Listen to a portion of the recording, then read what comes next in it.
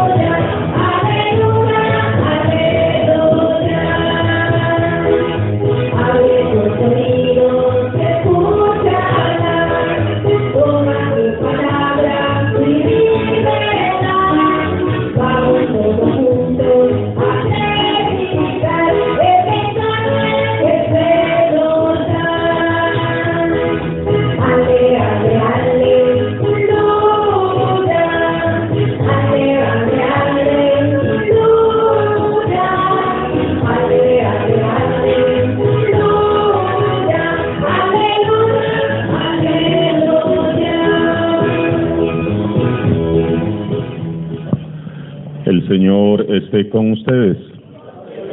Proclamación del Santo Evangelio de Jesucristo según San Marcos.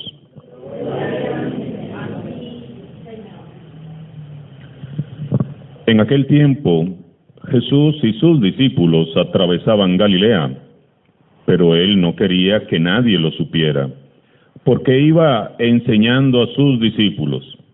Les decía: el Hijo del Hombre va a ser entregado en manos de los hombres.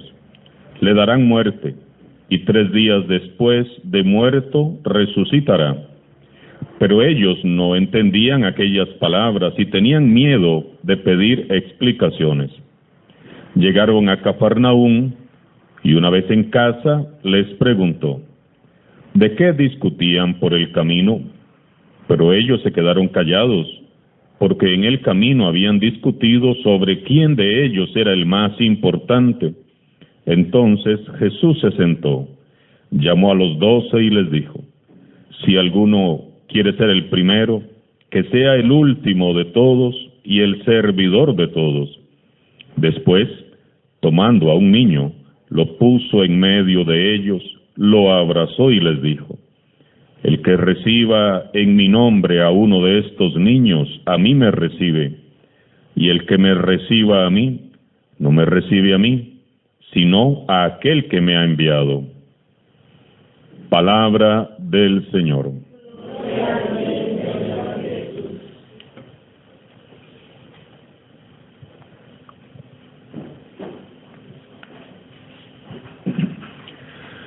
Las lecturas que la Iglesia nos propone para este domingo 25 del tiempo ordinario son un auténtico llamado a la santidad, que bien podemos resumir en 3 aspectos fundamentales.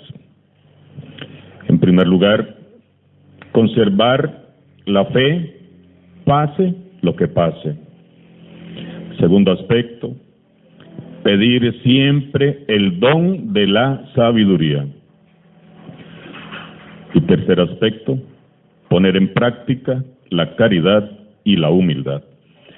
Vamos a meditar un poquito en cada uno de estos 3 aspectos. Primer aspecto, conservar la fe, pase lo que pase. Si solo miramos a este mundo tan ingrato, tan deshumanizado, con tanta maldad, tanta violencia y tanta injusticia, donde pareciera que los malos se salen con la suya y los buenos siempre terminan mal. Si miramos a nuestra Iglesia Católica, tan herida, tan manchada, tan desprestigiada por la corrupción y el pecado, y el Papa Francisco, como los grandes, luchando por restaurar lo que hace mucho tiempo se dañó, y ver cómo obispos y cardenales se vuelven en contra de él. Si miramos al futuro tan incierto, con gobernantes cada vez más desubicados, con una sociedad materialista que solo piensa en consumir y en desechar, una humanidad cada vez más perdida que se rebela en contra de sí misma, que se rebela contra Dios. Ante estas realidades tan alarmantes y decepcionantes, a veces quizás en secreto nos preguntamos, nos cuestionamos, ¿vale la pena seguir creyendo? ¿Vale la pena seguir siendo buenos? ¿Dónde está Dios? ¿Por qué no hace nada? ¿Por qué no actúa? ¿Por qué no responde? ¿Por qué no interviene? ¿Cómo va a terminar toda esta historia? Hoy, en la primera lectura, tomada del libro de la sabiduría, se nos recuerda cómo es que opera la maldad en este mundo y cómo, a pesar de lo que veamos y escuchemos, debemos siempre conservar la fe en Dios. Debemos tener algo muy claro. Cada uno de nosotros, como hijos de Dios, como hijas de Dios, todos los días libramos y libraremos nuestra batalla personal contra el mal. Hasta el último día, nuestra fe será puesta a prueba una y otra vez. Los malvados se dijeron entre sí: tendamos una trampa al justo porque nos molesta y se opone a lo que hacemos, nos echa en cara y nos reprende nuestras faltas contra los principios en los que hemos sido educados. Sometámoslo a la humillación y a la tortura para conocer su temple y su valor. Condenémosle a una muerte ignominiosa. Si el justo es hijo de Dios, Él lo ayudará y lo librará de las manos de sus enemigos.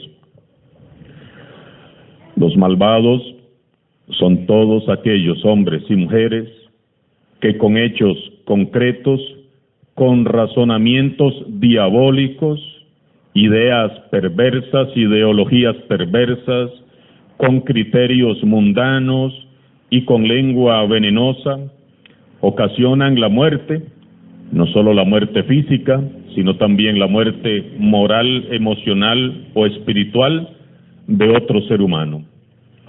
En este mundo, donde reina la cultura del descarte, úselo hoy, tírelo mañana, donde reina el pecado y la muerte, se proclama a veces que hay que ahogar todo destello de vida, hay que ahogar todo destello de alegría, hay que darle muerte al justo, al inocente, que ni siquiera ha nacido. Hay que apagar la luz de Dios que brilla en el corazón humano. Hay que matar todo lo que es bueno, lo que es puro, para enaltecer lo que es abominable, odioso a los ojos de Dios. Por eso, a todo aquel que denuncie la injusticia y la maldad, con su conducta, con su presencia, con su modo de hablar y de ser, a ese hay que eliminarlo, a ese hay que callarlo, hay que desprestigiarlo. Al que se atreva a llevar una vida distinta, al que cuestione las viejas estructuras políticas o religiosas, al que se oponga a las corrientes mundanas y pecaminosas, al que se esfuerce por ser auténtico hijo de Dios, auténtico cristiano, auténtica cristiana, a ese hay que eliminarlo. El mundo siempre intentará primero seducir, después arrastrar y finalmente eliminar al justo, al que es justo. La muerte que consume el corazón de los malvados siempre se arrojará como una fiera contra el corazón del que es justo. Jesús, el Hijo de Dios, predicó la misericordia, la bondad, la justicia, la paz para todos. Jesús denunció los viejos y absurdos esquemas políticos y religiosos de su tiempo que tanto oprimía a los pobres y a los pecadores. Él se opuso férreamente a toda violencia y a toda injusticia. ¿Y cómo terminó Jesús sus días? ¿Cómo terminaron sus días? Colgado en una cruz. Fue cercado por una jauría de malvados y perversos que pusieron a prueba hasta el extremo su fe en Dios su Padre. El libro de la sabiduría dice que los malvados se burlaron del justo. Si el justo es hijo de Dios, Él lo ayudará, Él lo librará de las manos de sus enemigos. En Jesús se cumple esta palabra, porque estando en la cruz, sus enemigos le decían: muy bien, si eres el Hijo de Dios, sálvate a ti mismo y bájate de la cruz. Salvó a otros, decían, que se salve a sí mismo, si de verdad es el Mesías, el Hijo de Dios. ¿Y qué hizo Jesús? No se bajó de la cruz. Jesús se mantuvo inalterable en su fe. Padeció, sufrió y pagó con heroico amor, con heroica fe, con su propia vida, la factura que este mundo le cobró por hacer el bien. Hermanos y hermanas, debemos de esforzarnos por ser justos, por ser auténticos cristianos y permanecer firmes en la fe. Pase lo que pase, venga lo que venga. No importa lo que veamos, no importa lo que escuchemos, permanezcamos inalterables en nuestra fe en Jesucristo el Señor.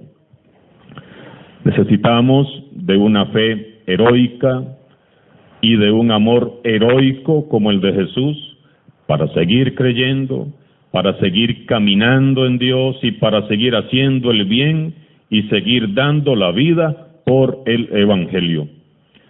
No tengamos miedo de ser buenos. No tengamos miedo de asumir el Evangelio.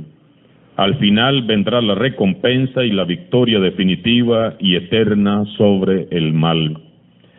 Recordemos en los momentos de prueba y confusión que Jesús, el Hijo de Dios, el inocente, el justo, aquel que fue juzgado por este mundo, está vivo.